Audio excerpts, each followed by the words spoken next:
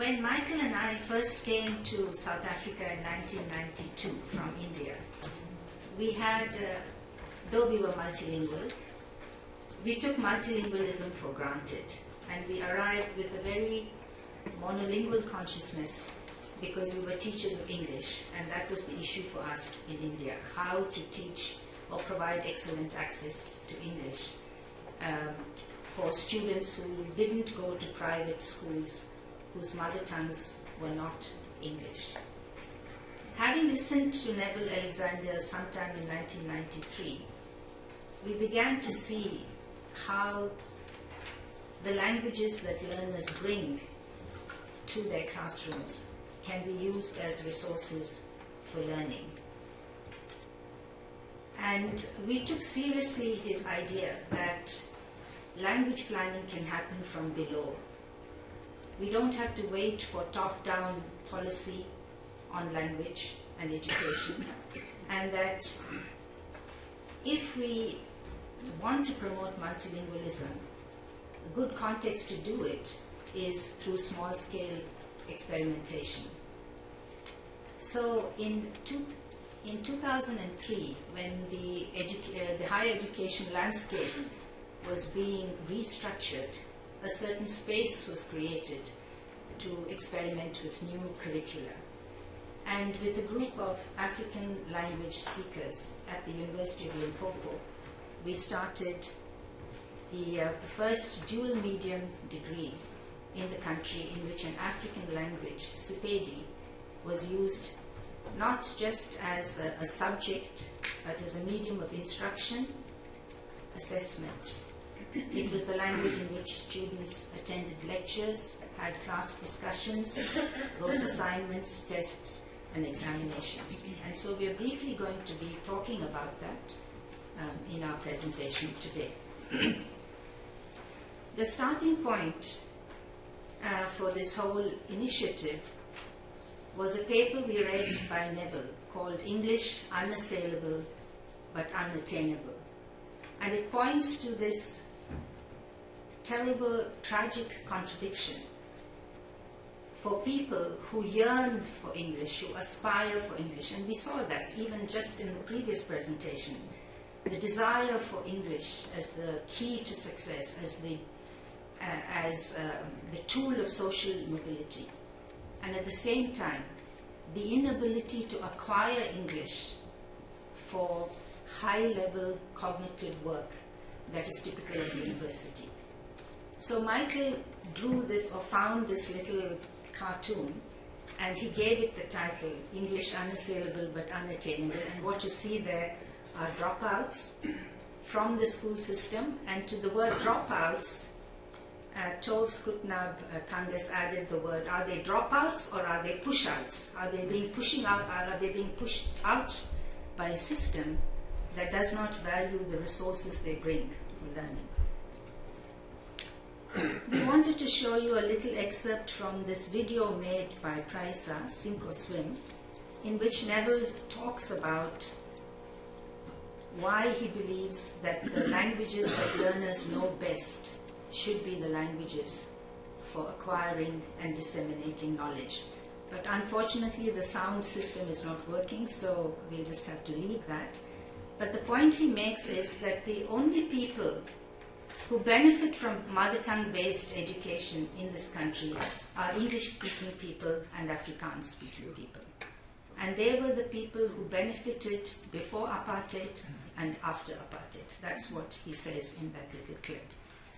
So the BSM's degree was an attempt, or is an attempt, to take seriously the idea that the languages that learners know best can be used for epistemic access, to provide access to knowledge, to modern scientific knowledge, and that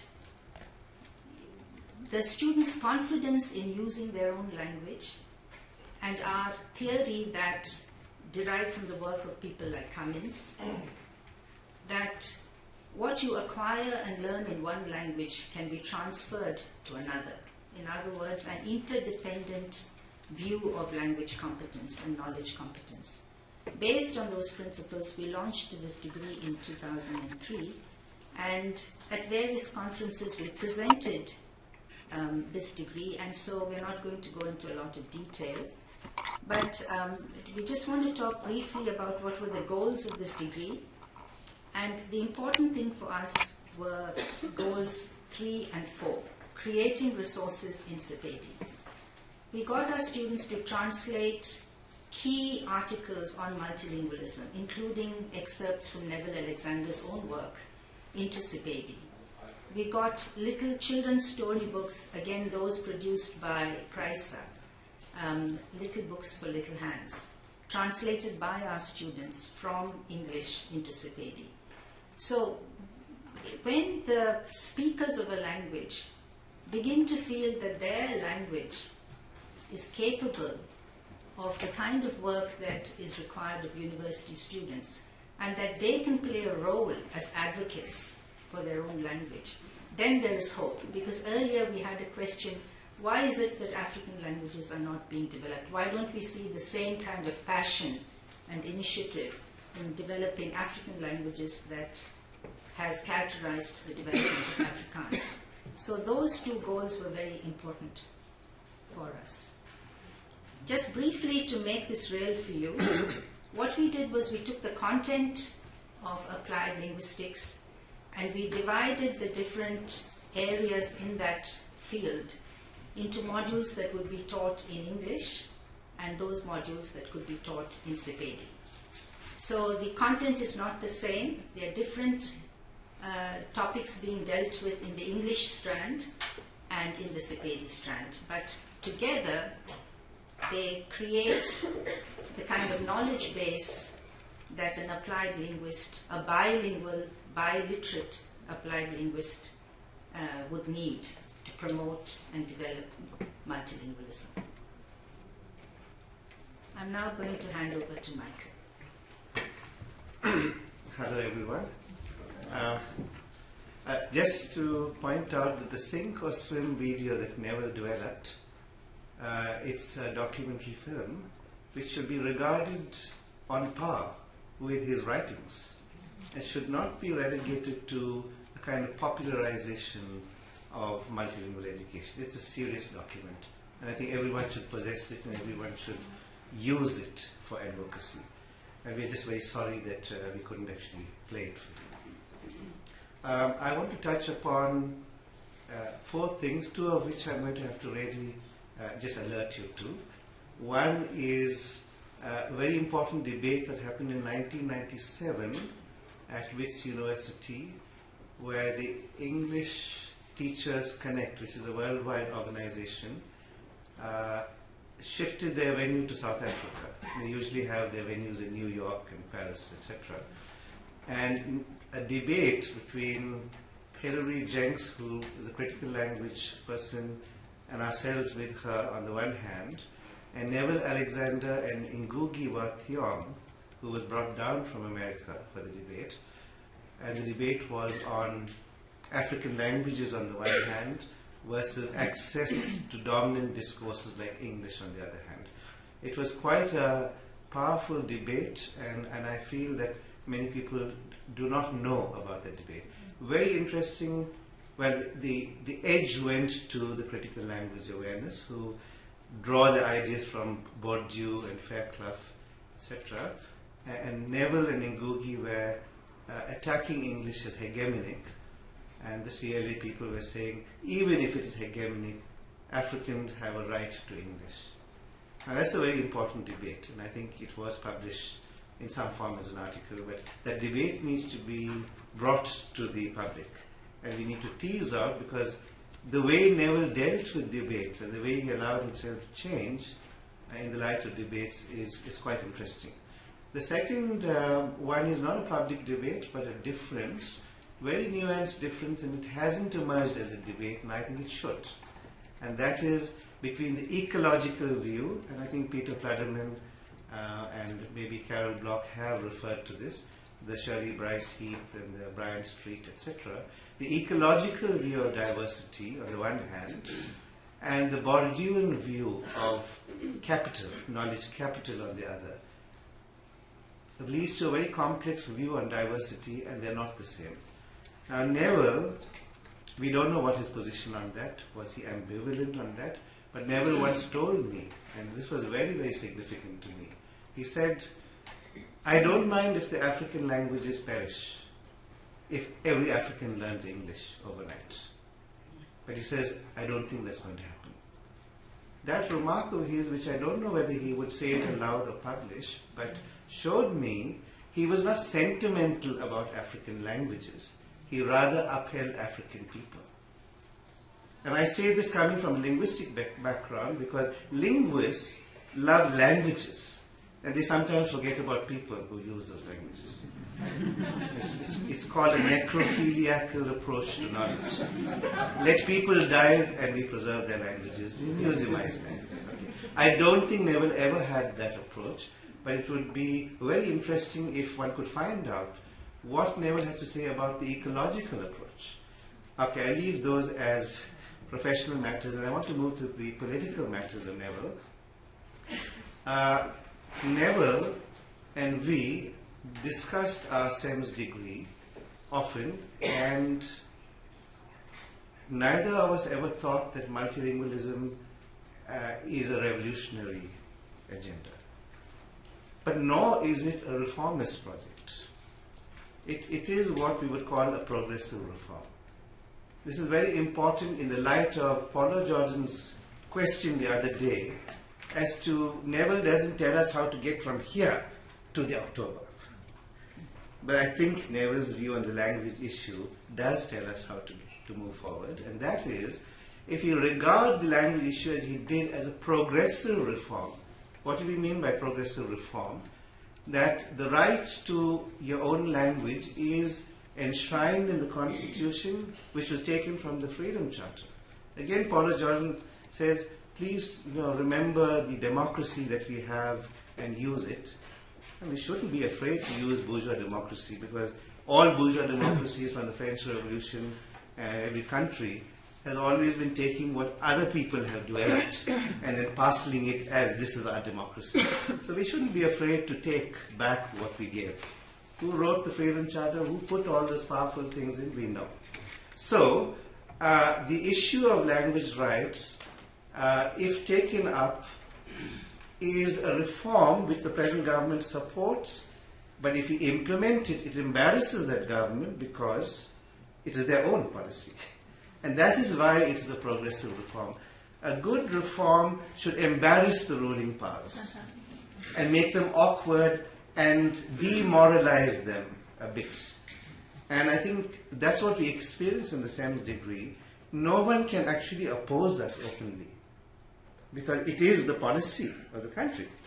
So Neville was very clever to have argued that the language issue, multilingualism, is an important entry point into the whole struggle between reforms on the one hand and revolution on the other. Therefore, the language problem is not one other problem to be considered. It is a very significant strategic entry point for all academics and intellectuals to enter into the struggle to change the society. So, the next and last point I want to talk about, Neville always said the language issue is a class issue. And really, what did it actually mean? He would always, in a lowered voice, say, it's the black intelligentsia that we have to persuade. The black intelligentsia. The black intelligentsia, as we all know, have inherited the old apartheid system. They're in comfort zones. They want to get all that the whites got before.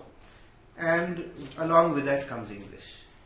But Neville, we have always been very angry about that, but Neville has never been angry. He's always said, we still have to persuade them and work on them, that shows the greatness of Neville, that he was willing to engage in a kind of dialogue with them. The other aspect of the class issue is, we find from our SEMS degree, from our practice, that the students coming from working class backgrounds do not have the same negativism that black academic staff have. They are very open to receiving bilingual education. So I want to just move to the statistics that we have of enrollment from 2013, We had, you can see, only 38 people in 2003, and by 2013 it's 316. These are students who volunteer to pay fees and join this degree. If it is true that Africans don't want to do bilingualism, they want English only, how do we explain this 8-fold increase? And that too in a university which is hostile to the degree, extremely hostile, and students are deregistered and they're blocked, etc. If that was not happening, we would have much bigger figures. I just want to show you the faces. Neville believed that ultimately we must create a new kind of intellectual, bilingual, bicultural, who can bring about the change in the country.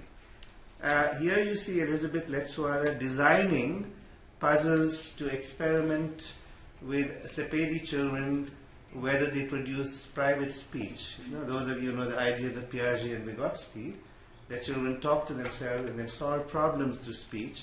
She's going to find out whether Sepedi-speaking children produce private speech. And she designs the puzzles with her colleagues in Sepedi. She conducts the research in Sepedi. She collects video data of Sepedi, and then she writes a report in English. She translates the Sepedi.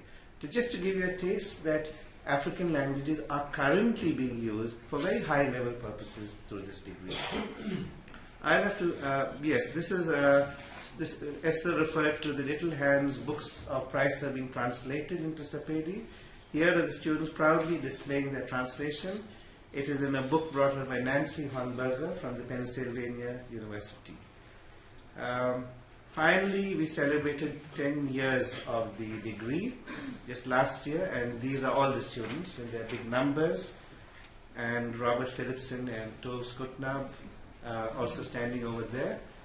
Basically, we want to say, unless we create African intellectuals who are bilingual or multilingual, we are not going to radiate what people call the hope. The gentleman from Israel who talks about the pedagogy of hope. We need to see people who are proud and competent in their language to say, here we are.